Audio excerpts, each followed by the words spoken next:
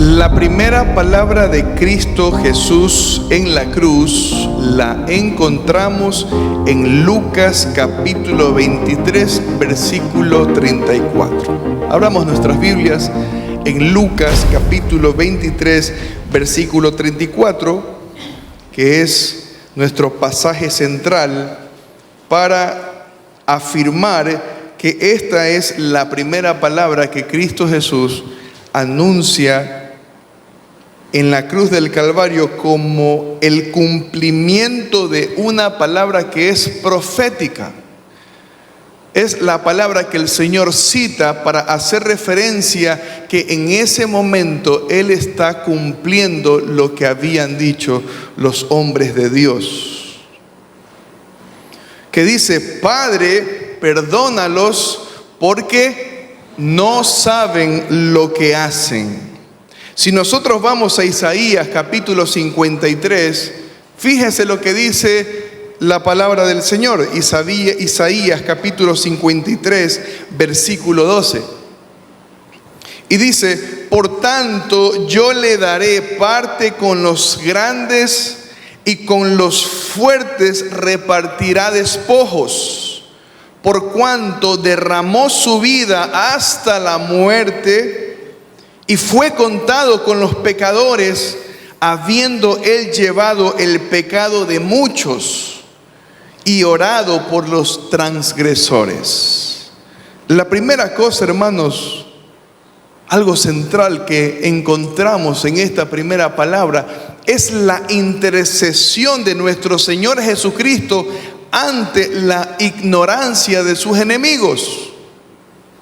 El Señor está intercediendo, el Señor está mostrando su espíritu compasivo, su espíritu lleno de amor hacia aquellos que le están haciendo daño, hacia aquellos que lo han llevado a la muerte y hacia aquellos que lo están matando. Nosotros encontramos en la palabra del Señor que el deseo del corazón de Dios es que todos procedan al arrepentimiento. Y eso estamos viendo en este momento de angustia que el Señor Jesucristo está sufriendo en la cruz del Calvario. Padre, perdónalos porque no saben lo que hacen. Mis amados hermanos, a pesar de que mucha gente persiste en vivir en el pecado, a pesar de que mucha gente persiste en tener vidas alejadas del Señor, el anhelo del corazón es que cada uno proceda al arrepentimiento. Es que las personas confiesen sus pecados y se aparten de estas cosas que deshonran al Señor, que ofenden al Señor.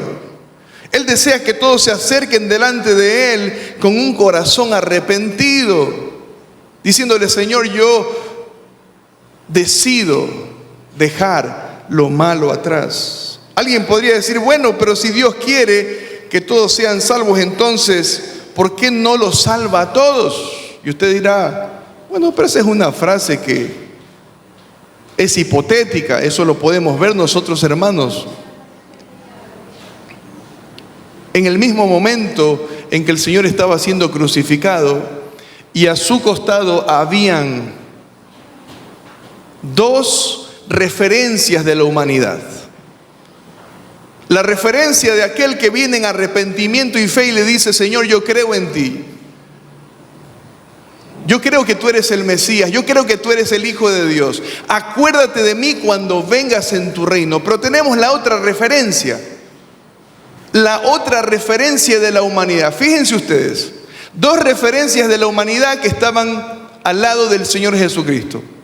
Los que persisten permanecer en el pecado y quieren salvar sus propias vidas, y le podrían decir al Señor: Señor, si tú quieres que todos procedamos al arrepentimiento, entonces haz que yo me arrepienta. El otro malhechor le dice al Señor: sálvate a ti mismo y también sálvanos a nosotros.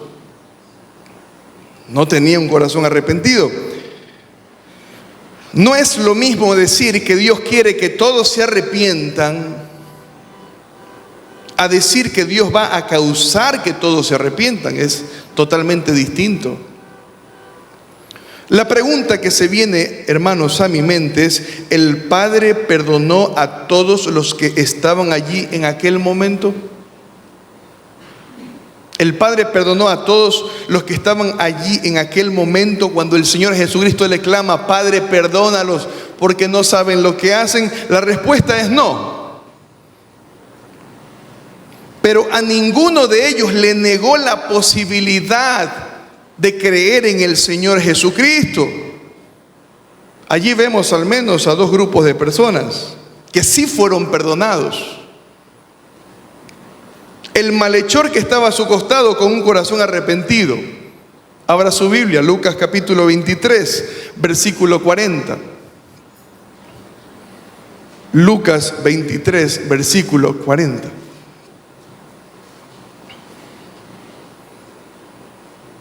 Dice: respondiendo el otro, le reprendió, diciendo: ¿ni aún temes tú a Dios estando en la misma condenación? Nosotros, a la verdad, justamente padecemos porque recibimos lo que merecieron nuestros hechos. Mas este ningún mal hizo. Y dijo a Jesús: acuérdate de mí cuando vengas en tu reino. Entonces Jesús le dijo: de cierto te digo que hoy estarás conmigo en el paraíso. ¿Qué hizo la diferencia, hermanos, entre aquellos que recibieron perdón y los que no recibieron perdón?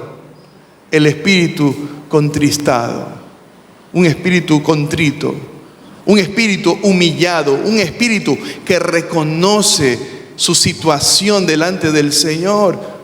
Dios no tiene ningún problema, hermanos, en perdonar y en recibir en su reino a todo aquel que venga en arrepentimiento y fe, en a todo aquel que venga con un corazón dolido por lo malo y deseoso de cambiar, de vivir una vida nueva. También vemos al grupo de soldados romanos que creyeron que Jesús era el Hijo de Dios. Fíjense ustedes, los religiosos múltiples veces habían leído Isaías, múltiples veces se habían leído toda la Biblia que había en ese momento, todo el Antiguo Testamento, pero ellos no habían visto ni habían creído que Jesús era el Hijo de Dios. Unos paganos pudieron ver esto. Unos paganos reconocieron en su corazón que Cristo era el Hijo de Dios. Mateo capítulo 27, versículo 54, veamos ese ejemplo, un ejemplo impactante. Y yo espero que así como me impactó a mí, también nos impacte a todos nosotros.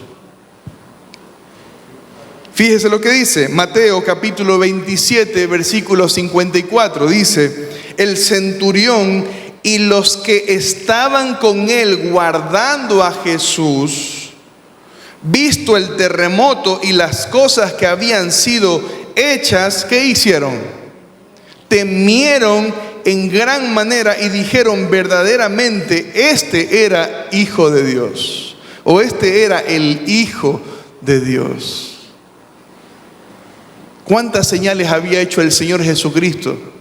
Suficientes señales para que ellos todos puedan creer en Él. La segunda cosa, hermanos, que quiero mencionar es que la ignorancia de los enemigos del Señor provenía de su incredulidad. Esa ignorancia que dice el Señor Jesucristo: Padre, ellos no saben lo que están haciendo. ¿De dónde nacía eso? Eso nacía de su corazón incrédulo. No porque había falta de evidencias habían muchísimas de que Él era el cumplimiento de las promesas del Antiguo Testamento, de que Él era el cumplimiento de las profecías del Antiguo Testamento. Habían evidencias suficientes. El Señor Jesucristo mostró pruebas de que Él es el Hijo de Dios, de que los demonios solamente se rendían a Él, de que los demonios reconocían quién era Él, el Santo de Dios. Los demonios le obedecían. Los demonios le solicitaban permiso. La naturaleza, hermanos, todos conocían de su fama. La naturaleza le obedecía, los demonios le adoraban, sabían que las enfermedades se iban delante de su presencia. Todas las promesas del Antiguo Testamento en Él se habían cumplido, pero aún así no sabían quién verdaderamente era Jesús. Eso es lo que puede pasar el día de hoy, y eso es lo que pasa el día de hoy. La incredulidad no deja ver a la gente quién es Jesús.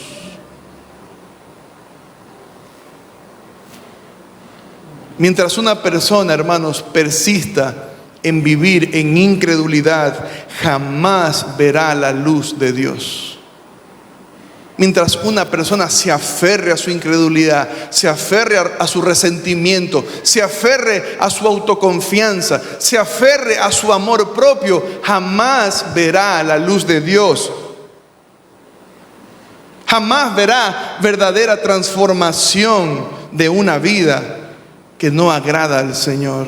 Intentará por muchos medios. Alguien me decía: Mario, yo le pido perdón al Señor cada día y vuelvo a hacer lo mismo. Le pido perdón al Señor cada día y vuelvo a hacer lo mismo. Y vuelvo a decir malas palabras y vuelvo a comportarme como un impío. Y estoy alejado de Dios, no sé qué me pasa. Mis amados hermanos, el hombre, el ser humano, las personas deben dejar su incredulidad y confiar plenamente en Cristo Jesús por medio de ver y escuchar su palabra. Él decía: yo no me congrego nunca. Bueno, ahí está el problema, le digo.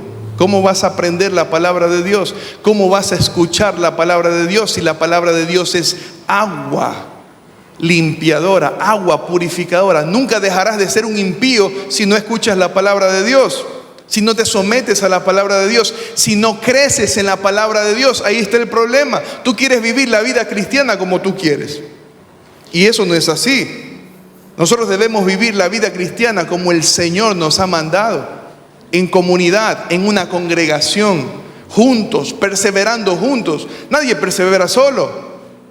Perseveramos, hermanos, en la iglesia, en la congregación, con otros que nos ayuden, con otros que nos corrijan, con otros que nos enseñan.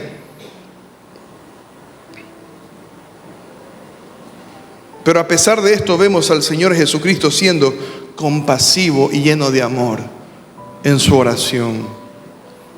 Su primera respuesta ante la gravedad del pecado que ellos estaban cometiendo contra Él no fue aplicar la justicia. Padre, aplícale justicia en este momento y mándales un tremendo rayo y consúmelos a todos. No fue lo que dijo el Señor Jesucristo.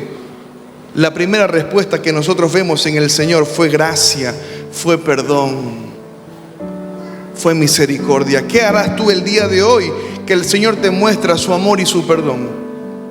¿Qué haremos nosotros, hermanos, delante del Señor, que Él nos muestra su amor y su perdón, para que todos vengamos rendidos delante de Él, para que dejemos los argumentos